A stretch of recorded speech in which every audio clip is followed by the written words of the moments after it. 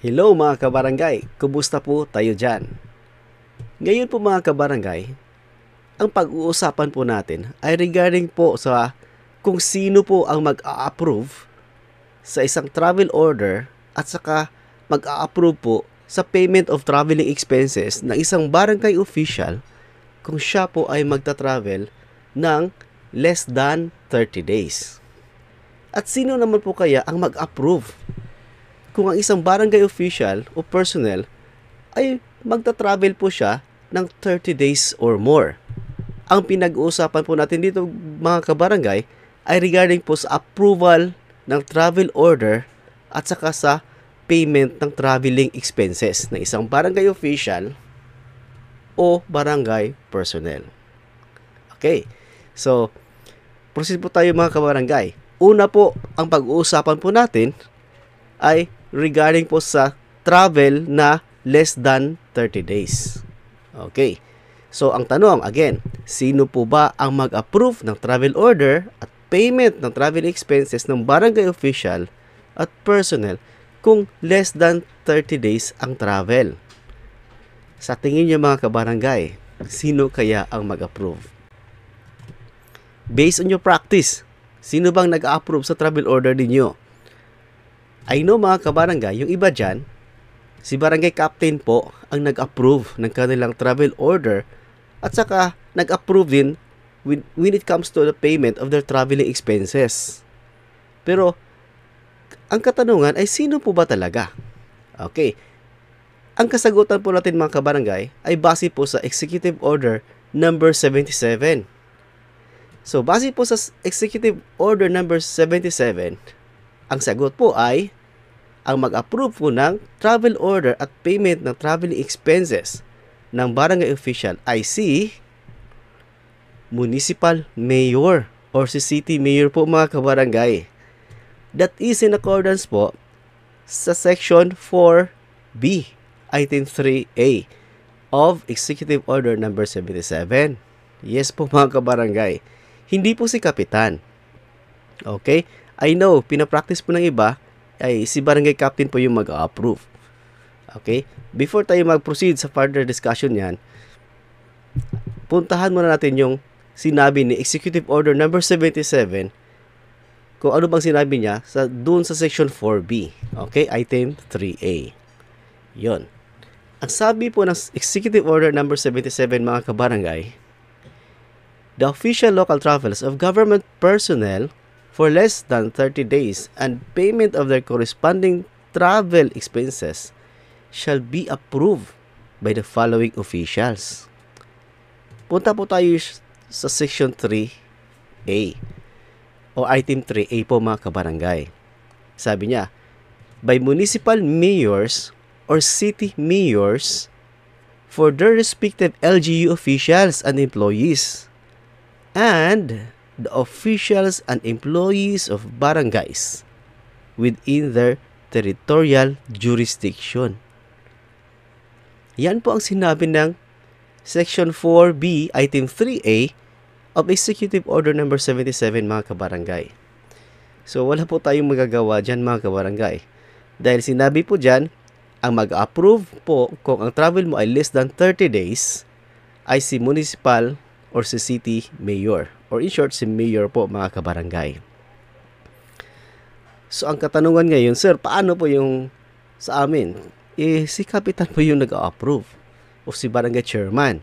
Okay.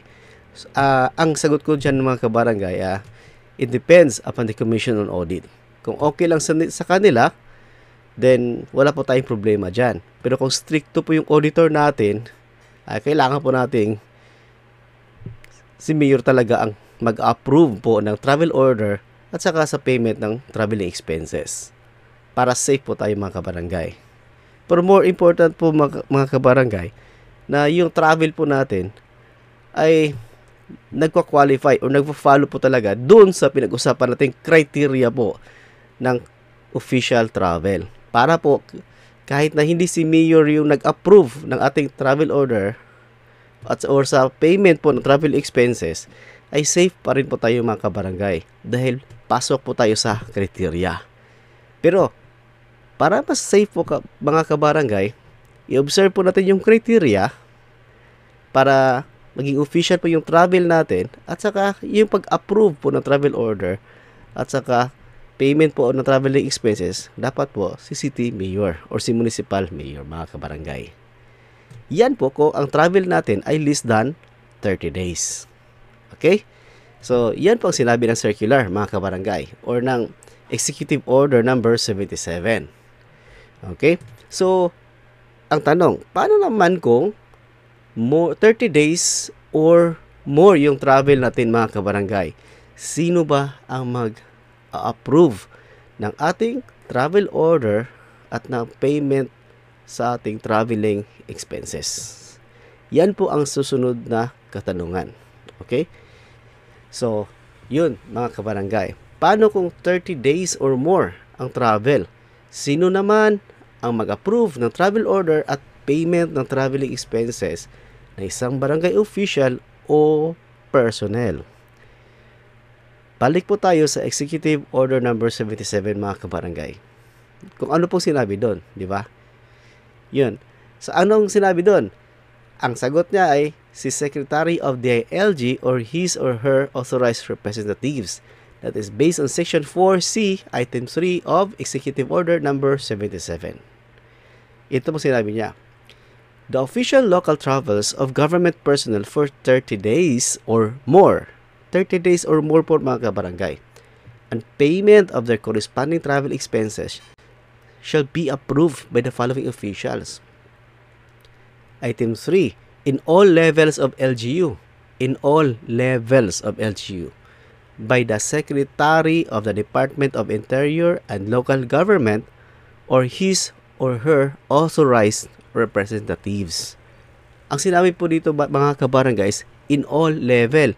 So, kahit po ito ay provincial government, municipal or city LGU or barangay LGU, pag more than 30 days po yung travel po, dapat po ang DILG secretary or ang kanyang authorized representative po ang mag-approve.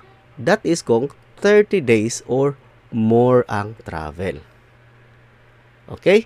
So, yun po yung mga kasagutan po mga kabarangay regarding po kung sino ang mag-approve ng travel order at saka sa payment po ng travel expenses ng isang barangay official kung ang travel niya ay less than 30 days or kung 30 days or more.